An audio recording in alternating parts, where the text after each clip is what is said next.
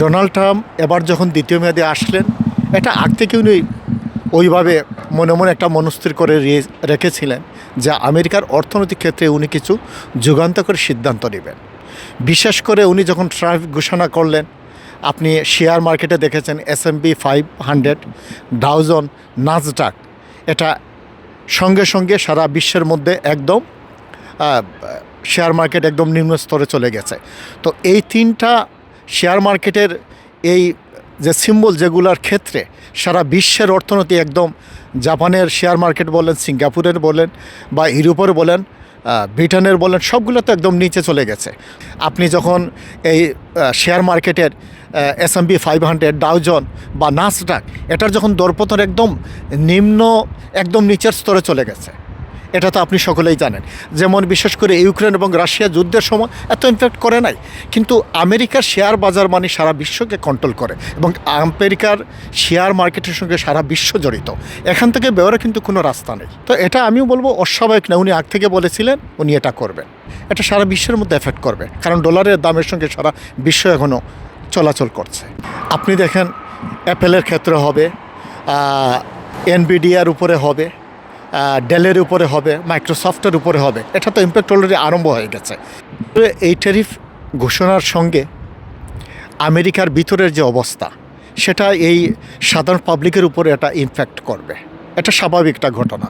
এখানের যারা নিত্য নৈমিত্য যে জিনিসগুলা, সেটার উপরে হবে, এবং সাধারণত এক কথা বলতে গেলে এটা পাবলিকের উপরে ইমপ্যাক্ট করবে। আসলে অ্যাপেলের যে ফোনের ডিভাইসগুলো তৈরি হয়, যেগুলো পার্টসগুলো তৈরি, এগুলো তো চায়নাতে 70 থেকে 80% হয়, অত ইন্ডিয়াতে মনে হয় 15 থেকে 20% হয়। তো এই জিনিসগুলো যখন বাইরে থেকে উনি আমদানি করতে যাবেন, যখন আনতে যাবেন, একটা আপেল ফোন আপনি কিনতে পারবেন না, একটা কফি শপে গিয়ে আপনি একটা কফি খেতে পারবেন না, কারণ এটা $20 হয়ে যাবে। এই যে কাপ যেটা তৈরি হচ্ছে, এটা তো বাইরে তৈরি হচ্ছে, এটা আমেরিকার তো কোনো ইন্ডাস্ট্রি এখানে তৈরি করছে না। তো এটা যদি উনি একটা পরিকল্পনা করতেন 10 বছর আগ থেকে যে আমার দেশে আমি এই জিনিসগুলো তৈরি করব, আপনি বিশ্বকে বাদ দিয়ে তো আপনি বাণিজ্য করতে পারবেন না। এটা তো একটা ভয়াবহ, আমরা বাণিজ্য যুদ্ধের দিকে যাচ্ছি, এবং আমার মনে হয় এইভাবে কেউ এককভাবে এখন বিশ্বে বাণিজ্যের ক্ষেত্রে দাদাগিরি করতে পারবে না।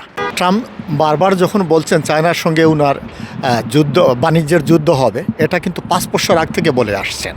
এটার কিন্তু পিছনে গেলে তাকাতে হবে সেমিকন্ডাক্টর যেটা তাইওয়ানে যেটা আছে, সারা বিশ্বের মধ্যে সবচেয়ে বেশি সেমিকন্ডাক্টর তাইওয়ানে পাওয়া যায়, এবং এই সেমিকন্ডাক্টর আমেরিকার অর্থনীতির ক্ষেত্রে, আমেরিকার যুদ্ধের ক্ষেত্রে, আমেরিকার উন্নত প্রযুক্তির ক্ষেত্রে এই সেমিকন্ডাক্টর সবচেয়ে গুরুত্বপূর্ণ।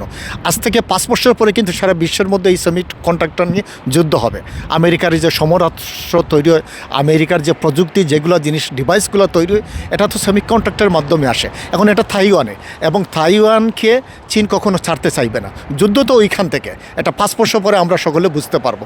এখন আমরা অ্যাপেল নিয়ে কথা বলছি, মাইক্রোসফট নিয়ে কথা বলছি, আসলে যুদ্ধ এখানে না, যুদ্ধ কিন্তু এই সেমিকন্ডাক্টরের মধ্যে নিবন্ধিত। এবং আমেরিকার যে স্টক মার্কেট, যেটা শেয়ার আছে, এই শেয়ার এটার সঙ্গে জড়িত। একটাকে বাদ দিয়ে অন্যটাকে দেখার কোনো অপশন নাই। অলরেডি এটা অনেক জায়গায় এটা আরম্ভ হয়ে গেছে। বিশেষ করে এখানে যে চায়না রেস্টুরেন্টগুলো আছে, এগুলো খাবারের দাম বেড়ে গেছে, সবজির দাম বেড়ে গেছে। বাইরের দেশ থেকে যে গাড়িগুলো আনছেন, আপনি আনতে পারবেন না। ওই গাড়িগুলো এনে এখানে যেভাবে আপনি তৈরি করছেন, ওটা সম্ভবই হবে না। মানুষের ক্ষমতা বাইরে চলে যাবে।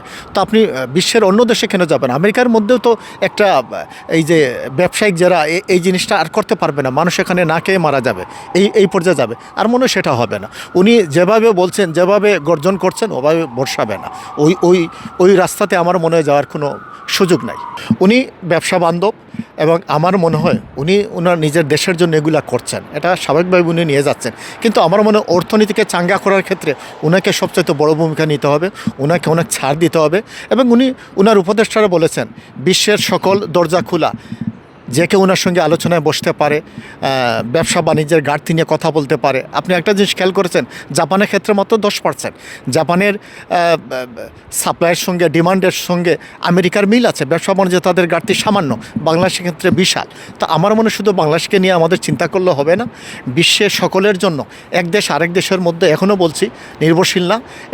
এটা এই মুহূর্তে আমি মনে করব অসম্ভব। এবং ডোনাল্ড ট্রাম্প উনি যে সিদ্ধান্ত নিয়েছেন, সেখান থেকে উনি পিছনে সরে আসবেন, এটা আগামী দিন আপনি দেখতে পাবেন। তা আমি মনে করছি উনার যারা আছেন, ওনার উপদেষ্টা পরিষদে যারা আছেন ওনাদেরকে নিয়ে উনি ঘন ঘন মিটিং করছেন। আমরা যতটুকু শেয়ার মার্কেটের মাধ্যমে জানতে পারি বা এখানে যারা আছেন নিউজগুলো দেখছি বা কাছের কিছু মানুষের কথাবার্তা শুনছি, আমার মনে হয় উনি ত্বরিত সিদ্ধান্ত নেবেন, উনি দেরি করবেন না। আপনি একটা জিনিস খেয়াল করছেন, উনি যে সিদ্ধান্ত নিচ্ছেন যেটা ভুল হচ্ছে সঙ্গে সঙ্গে উনি চেঞ্জ করছেন। তো এটা তো একটা ভালো লক্ষণ যে মানুষ যখন বুঝতে পারে যে আমারটা ভুল হয়েছে, আমি এখান থেকে সরে আসতে হবে, উনি কিন্তু তাই করছেন। উনি আপনি দেখবেন আগামীকালকে বিরাট একটা ঘোষণা দিবেন, অর্থনীতি উনি চাঙ্গা করবেন, শেয়ার মার্কেটকে চাঙ্গা করবেন। আমেরিকার শেয়ার মার্কেটের সঙ্গে সারা বিশ্ব জড়িত, এখান থেকে কোনো দেশকে বের হওয়ার কোনো রাস্তা নেই। আমেরিকা সেইভাবে তৈরি করছে এবং ডোনাল্ড ট্রাম্প এই দেশের যদি মানুষের যদি শ্রমবাজার তৈরি না করতে পারেন, মানুষের যদি জীবন ধারণের জন্য যদি সেই পরিমাণ যদি উনি সুযোগ না করে দিতে পারবেন, এটা তো রেজাল্ট আগামী দেখতে পারবেন। আমার মনে হয় উনি সঠিক সিদ্ধান্ত নেবেন এবং আমার মনে হয় আমরা আশাবাদী দলেই থাকি।